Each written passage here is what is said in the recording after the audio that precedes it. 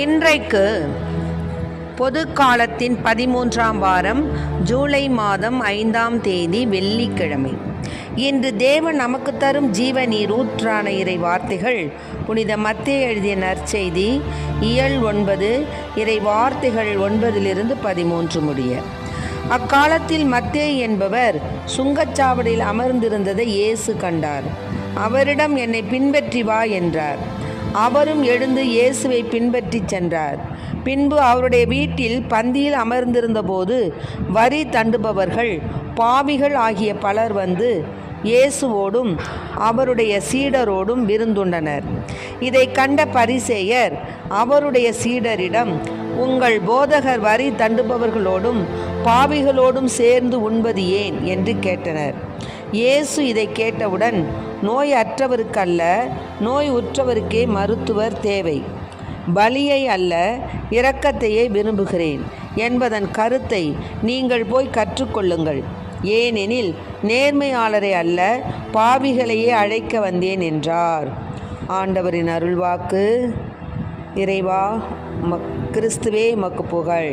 எல்லாம் உமக்காக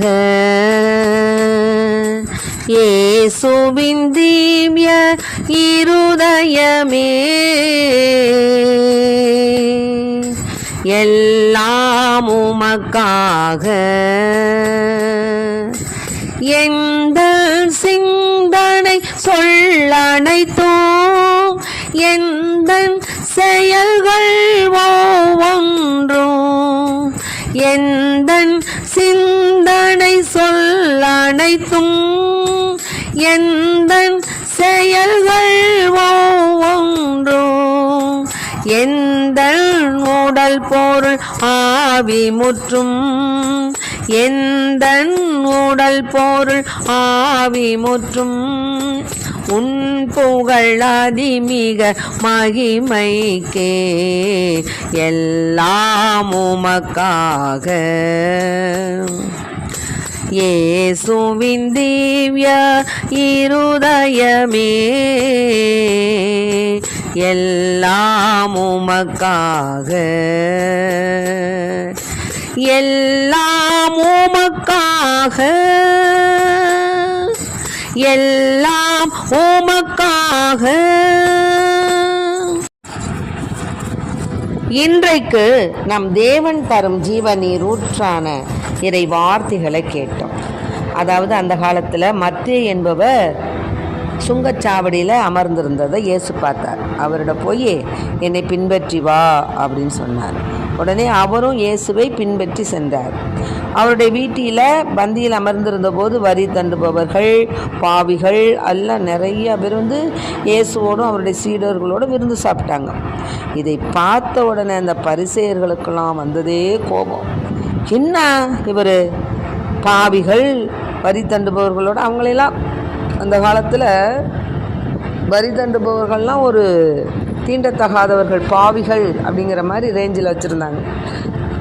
அவங்க வீட்டிலலாம் போய் சாப்பிட்றாரு, அவங்களோடையெல்லாம் உட்கார்றாரு அப்படின்னு சொல்லிட்டு இவங்களுக்கு ஒரே ஒரு கூச்சல் போடுறாங்க. அப்போது இயேசு இதை கேட்ட உடனே சொன்னார், நோய் அற்றவருக்கல்ல, நோய் உற்றவருக்கு தான் மருத்துவர் தேவை. பலியை அல்ல, இரக்கத்தை தான் நான் விரும்புகிறேன். அதனால் இந்த கருத்தை நீங்கள் போய் கற்றுக்கொள்ளுங்கள். ஏன்னா நேர்மையாளரை அல்ல, பாவிகளை அழைக்க வந்தேன். தேவ பிதாவினுடைய திரு சித்தமே என்ன? பாவிகளுடைய அந்த ஈடேற்றத்திற்காக, விடுதலைக்காக தன் ஒரே மகனை இரத்தம் சிந்தும் அளவுக்கு கல்வாரி மலையில் பாடுகள் பட அவர் ஒப்புரவு, அதாவது அவர் வந்து அந்த ஒரு நிகழ்வை ஏற்றுக்கொண்டார், வரவழைத்தார், அந்த நிகழ்வை உலகத்தில் ஆற்றினார். அப்படிப்பட்ட தேவன், அப்படிப்பட்ட பிதாவானவருடைய பிதா, சுதன், பரிசுத்தாவி ஆக இந்த மூவொரு தெய்வத்தில் நமது சுதன் நமக்காக அதாவது அவர் தான் பிதாவுடைய மகனாக நம்மிடையே வந்து நமக்காக பாடுகள் பட்டு உயிர் விட்டார். அவர் விரும்பக்கூடியவர்கள் யாருன்னு கேட்டிங்கன்னா பாவிகள், இன்னுமாக வரி தண்டுபவர்கள் எல்லாம் அவரோடு சேர்ந்து சாப்பிட்றத பார்த்தோன்னா அவங்களுக்கு ரொம்ப இதாக போச்சு பரிசேயர்களுக்கெல்லாம். ஏன்னா அவங்கெல்லாம் வந்து இவங்களோடையெல்லாம் பழக மாட்டாங்க, பேச மாட்டாங்க. இவங்களையெல்லாம் ஒரு பாவச் செயல் செய்தவர்கள்னு ஒதுக்கி வைப்பாங்க. இது மாதிரி தான் நாமும் நம்மிடையே பலவிதமான போட்டிகள், பொறாமைகள், நம்மிடையே பலவிதமான எல்லா விதமான ஒரு எதிர்மறை கருத்துகளும் நம்ம இடத்துல இருக்குது. ஆக நாம் என்ன செய்யணும்னு சொன்னால், தேவனை போல நாம் எல்லோரையும் நேசிக்க வேண்டும். எல்லோரையும் நேசித்து அவர்களுக்கு தேவையானவற்றை நாம் செய்ய நமது உடலாலும் உள்ளத்தாலும் பொருளாலும் நம்ம வந்து அவங்கள நம்ம தாங்கணும். அப்படிப்பட்ட ஒரு நிலையை தான் தேவன் விரும்புகிறார். அதைத்தான் இங்கே சொல்கிறாங்க.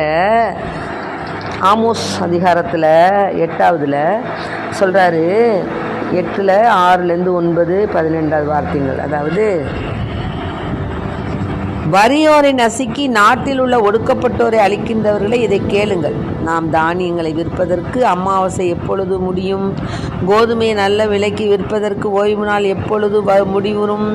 மரக்காலை சிறியதாக்கி எடைக்கல்லை கனமாக்கி கள்ளத்தராசினால் மோசடி செய்யலாம். இப்படி நம்ம வந்து நினச்சிக்கிட்டு இருக்கிறோம். ஆனால் அந்த நாளில் ஆண்டவர் சொல்கிறாரு, கதிரவனை மறைய செய்வாராம், பட்டப்பகலில் உலகை வந்து இருள் சூழுமா. நம்முடைய திருவிழாக்கெல்லாம் அழுகையாகவும் பாடல்கள் எல்லாம் புலம்பலாகவும் மாற்றுவாராம். இடுப்பில் சாக்கு உடை உடுத்தவும் அனைவருடைய தலையும் அழிக்கப்படவும் செய்வாராம். ஒரே பிள்ளையை பறிகொடுத்தோர் புலம்புவது போல மக்களும் புலம்புவாங்க. அதன் முடிவு கசப்பு மிக்கதாக இருக்கும் அப்படின்னு சொல்கிறார். அதனால் இதோ நாட்கள் வரப்போகின்றன. அப்போது நாட்டினுள் பஞ்சத்தை ஏற்படுத்துவேன். நீரினால் பஞ்சமோ வறட்சியோ எதுவோ ஒன்று நடக்கும் அப்படின்னு நினைக்காதீங்க. ஆண்டவருடைய வாக்கு கேட்பதற்கே பஞ்சையா. இப்போ நம்மளுக்கு எவ்வளவோ திருப்பலியின் மூலமாக குருவானவர், ஊழியக்காரர்கள் மூலமாக அநேக ஊழிய சபைகள், அதாவது ஜப கூட்டங்கள், இன்னும் கோவில்களெல்லாம் இரவு வழிபாடுகள், வந்து இன்னும் பலவிதமான ஜப வழிபாடுகள் எல்லாம் நடக்குது. அருள் கன்னியர்கள், அருள் தந்தையர்கள், இன்னுமாக ஊழியக்கார பிள்ளைகள், இன்னுமாக பல்வேறு வழியில் நம்ம வந்து தொலைக்காட்சிகள் மூலமாக, இன்னும் ஒவ்வொரு சேனல் மூலமாகலாம் நம்ம அநேக நல்ல செய்திகளெல்லாம் கேட்குறோம் இப்போது. ஆனால் இந்த மாதிரி செய்திகளே கேட்க முடியாத, வார்த்தைகளே கேட்க முடியாத ஒரு பஞ்சம் வருமா? அப்போ வடதிசை முதல் கீழ் திசை வரை அங்குமிங்கும் தள்ளாடி அலைந்து ஆண்டவரின் வாக்கை தேடுவார்கள், ஆனால் அதை கண்டடைய மாட்டார்களாம். பாருங்கள் எப்படிப்பட்ட பஞ்சம் வரப்போகுது பாருங்கள். ஆகவே தான் நாம் என்ன செய்யணும்? இப்போவே இளைஞர்களே, இளம் பெண்களே, முதியோர்களே, எந்த வயதினராக இருந்த பொழுதிலும் நாம் இப்பொழுதே ஆண்டவருக்குள் சரணடைய வேண்டும். ஆண்டவருடைய வார்த்தைகளை நம் உள் மனதில் உள் வாங்க வேண்டும். நம்ம பின்னாடி பார்த்துக்கலாம், அப்போ பார்த்துக்கலாம், இப்போ பார்த்துக்கலாம், வயசான பிறகு பார்த்துக்கலாங்கிற வேலையே வச்சுக்க வேண்டாம். தேவனுடைய காரியத்துக்கு நம்ம முதன்மை கொடுக்கும் பொழுது அவர் நம் காரியங்களை பார்ப்பார். ஆமென். என்னுடைய வாழ்க்கையில் நான் நிறைய ஆண்டவருக்கு தான் நான் முதலிடம் கொடுப்பேன். அதனால தான் ஆண்டவர் இன்றளவும் என் கூடவே இருந்து வழி நடத்துகிறார். நான் உலகப்புறமான காரியங்களில் கவலைப்படாமல் அதற்கு தேவையான ஆட்களை கொண்டு என்னுடைய போஜனத்திற்கும் என்னுடைய வீட்டு வேலைகளுக்கும் இன்னுமாக பல்வேறு இது செய்கிறதுக்கும் எனக்கு ஆண்டவர் பல வழிகளில் எனக்கு உதவி செய்கிறார். அதைத்தான் நான் சொல்கிறேன். என் வாழ்க்கையில் நடந்ததை சொல்கிறேன், நான் பெற்றுக்கொண்ட அனுபவத்தை சொல்கிறேன். அன்பு குழந்தைகளை, 24 மணி நேரம் இருக்குது. அதில் ஒரு மணி நேரம் கூட நம்ம கடவுளுக்கு கொடுக்கலைன்னா நம்ம கடவுளுக்கு கணக்கு சொல்லணும். ஆக நாம் தேவனுக்கு ஏற்புடைய பிள்ளைகளாக வாழணும், வளரணும். நாம் என்றென்றும் அவருக்கு ஒளி உள்ள காலம் நம்ம தோத்திரங்கள் செய்யணும், சரணாகதி அடையணும் அப்படின்னு சொன்னால் நம்முடைய நேரத்தையும் காலத்தையும் ஆண்டவருக்காக ஒதுக்க வேண்டும். அவரில் நாம் மகிழ்ச்சி அடைய வேண்டும், அவருக்காக வாழ வேண்டும். உலகப்புறமான காரியங்களிலே மூழ்கி அது ஒன்று கூட நம்மளுக்கு நம்முடைய வாழ்க்கைக்கு நம்மளுடைய மரணத்திற்கு பிறகு நமக்கு அதில் ஒன்று கூட நம்மளுக்கு உதவி செய்யாது. இப்போ அது வேணும், இது வேணும், இந்த வேணும், மாடி வேணும், மாளிகை வேணும் அப்படின்னு சொல்லி சொத்து வேணும், அது வேணும், இது வேணும்னு நம்ம நிறையா பேரை விரோதமான காரியம் செய்கிறோம். நிறையா பேருக்கு குடும்பத்திலையும் சரி, சகோதரர்கள் மத்தியிலும் சரி, பணியிடங்களிலும் சரி, நான் பழகின்ற இடங்களிலும் சரி, நாம் மற்றவர்களுக்கு எடுத்துக்காட்டாக விளங்கணுமே தவிர மற்றவர்களுக்கு நாம் விட்டு கொடுத்து கெட்டு போகாமல் வாழ வேண்டுமே தவிர கெட்டு போய் விட்டு கொடுக்காமல் இருக்கக்கூடாது.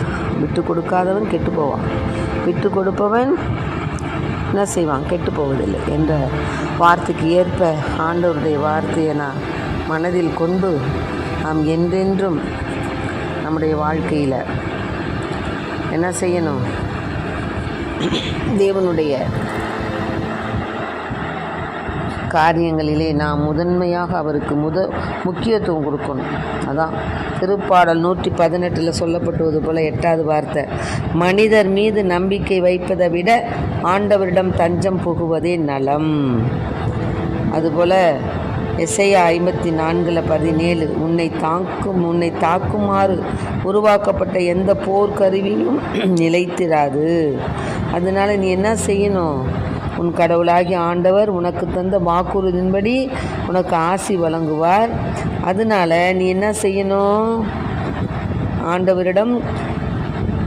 ஆண்டவருக்கு அஞ்சி நடக்கணும். அப்பொழுது ஆண்டவரிடம் கொள்ளும் அச்சம்தான் உன்னுடைய ஆயுளை நீடிக்க செய்யும். நீதிமொழி 10:27வது வார்த்தை, ஆண்டவரிடம் கொள்ளும் அச்சம் ஆயுளை நீடிக்க செய்யும். மேலுமாக என் மக்கள் ஒருபோதும் நிந்தைக்கு உள்ளாக மாட்டார்கள் என்று யோவேல் 2:27வது வார்த்தை சொல்லுவது போலையும், மலாக்கில் 4:2வது வார்த்தை, என் பெயருக்கு அஞ்சி நடக்கின்ற உங்கள் மேல் நீதியின் கதிரவன் எழுவான் என்ற வார்த்தைக்கு இணங்க நாம் இறைவனுக்காக நேரங்களையும் காலங்களையும் விட்டு கொடுத்து இறைவனில் மகிழ்வோம், இறைவனுக்காகவே வாழ்வோம், இறைவனில் சரணடைவோம். ஆமென். Praise the Lord. மரியே வாழ்க.